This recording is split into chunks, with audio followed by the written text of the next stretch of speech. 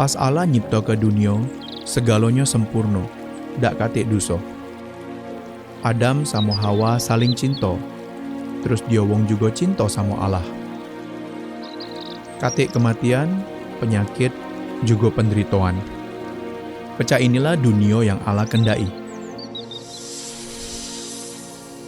Iblis ngomong liwat ulo di Taman Firdaus untuk ngolai Hawa. Laju Hawa sama Adam percaya sama oloan ulo tuh, terus bikin dosa di hadapan Allah. Karena dia wong bikin dosa, laju seluruh wong di bumi bakal mati. Karena Adam sama Hawa bikin dosa, laju pasal yang lebih parah lagi terjadi. Dia wong jadi musuh Allah. Akibatnya, sejak itu seluruh wong lahir dengan sifat berdosa juga jadi musuh Allah. Hubungan manusia sama Allah jadi rusak oleh dosa. Tapi Allah ada rencana supaya hubungan itu pacak baik lagi.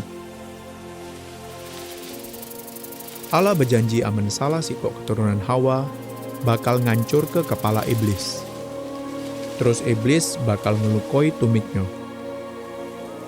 Ini nih artinya iblis bakal bunuh Al-Masih.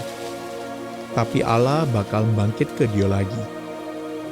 Terus Al-Masih bakal ngancur ke kekuatan iblis untuk selamanya. Bertahun-tahun habis itu, Allah nyato ke aman Yesus nih ialah Al-Masih.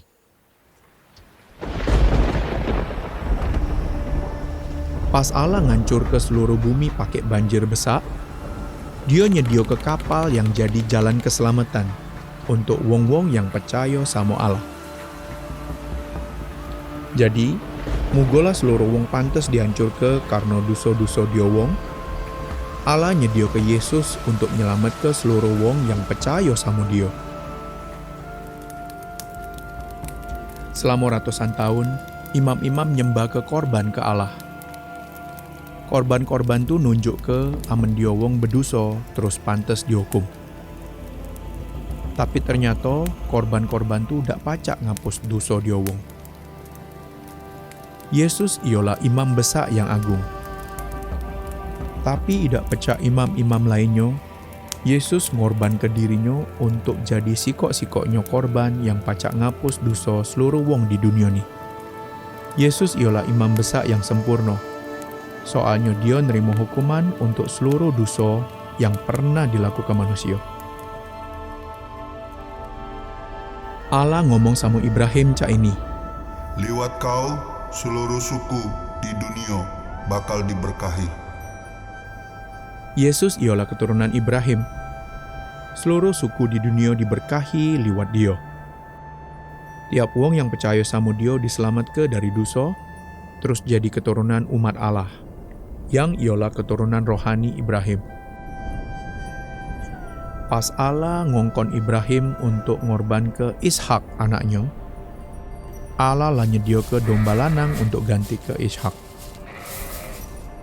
Kita galau pantas mati karena dosa-dosa kita, tapi Allah nyedio ke Yesus, anak domba Allah, jadi korban untuk mati ganti ke kita.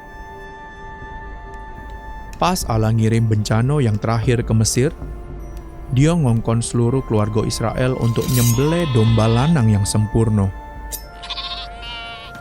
Dia wong harus ngoles ke darah domba tu di sekitar pintu rumah dia wong. Pas Allah jingok darah tu, dia ngelindungi rumah-rumah dia wong, terus idak bunuh anak lanang pertama dia wong. Kejadian ini disebut Paskah. Yesus ialah anak domba Paskah kita. Dia sempurna, juga katik dosa. Terus dibunuh pas hari raya Paskah. Pas wong percaya sama Yesus, darah Yesus nebus dosa wong tu. Terus dia terlindungi dari hukuman Allah. Allah bikin perjanjian sama Israel, bangsa pilihannya. Tapi ini hari, Allah lah bikin perjanjian baru.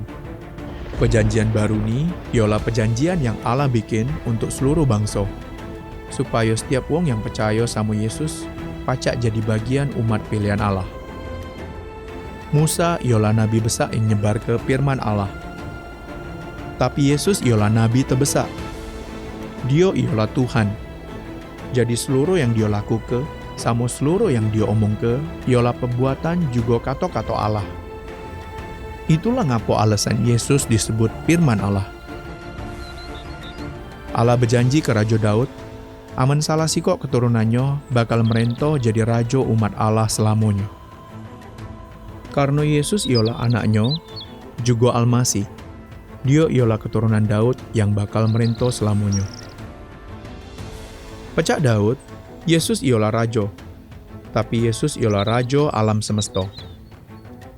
Dia bakal datang lagi, terus merento kerajaannya dengan adil juga damai selamanya.